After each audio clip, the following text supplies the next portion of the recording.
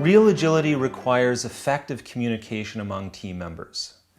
If you have a team, and within the team, it's hard for individuals to talk to each other, to talk about their work, to solve problems, to collaborate. If there's barriers of any kind, it's difficult to achieve objectives. Perhaps this is obvious. What's not so obvious is some of the kinds of things that we find as obstacles to communication.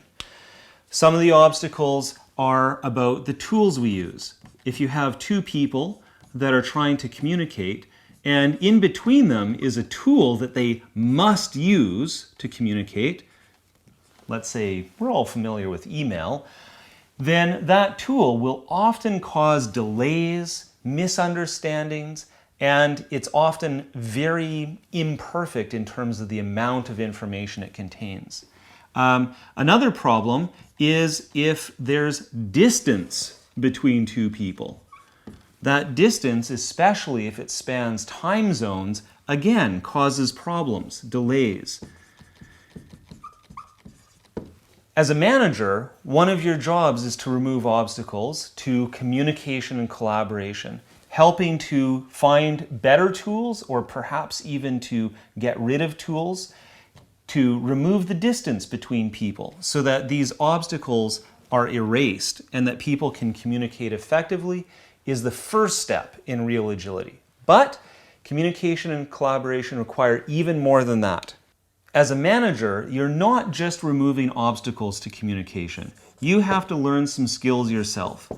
Active listening is one of the most important skills that you learn as a manager. Active listening is when you are not just present, not just going, yes, I understand, but when you are not thinking about your own concerns and questions as someone is talking. It's a little bit like, in your mind, repeating exactly what they say as they say it. Repeating exactly what they say as they say it.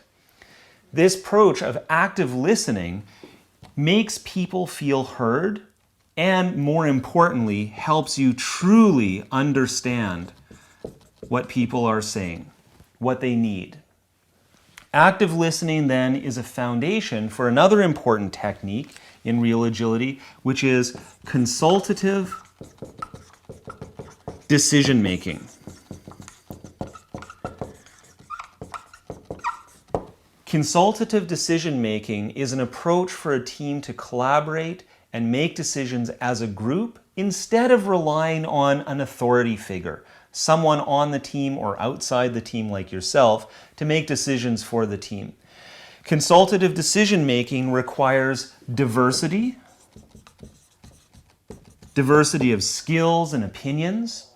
It requires that people give up ownership of ideas, that when they contribute an idea to the discussion, that they're detached from it. It's not theirs anymore.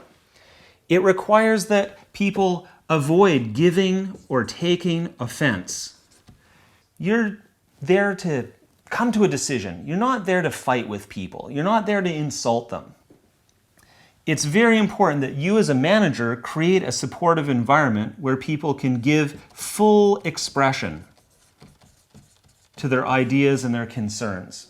And ultimately, the most important thing that comes from consultative decision-making is unified action.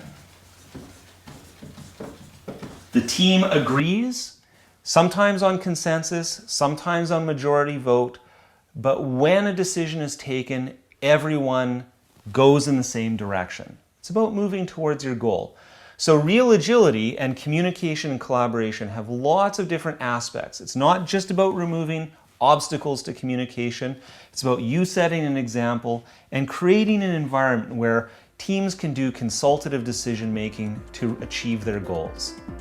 Contact us at Berteig. We transform people, process, and culture through the power of real agility.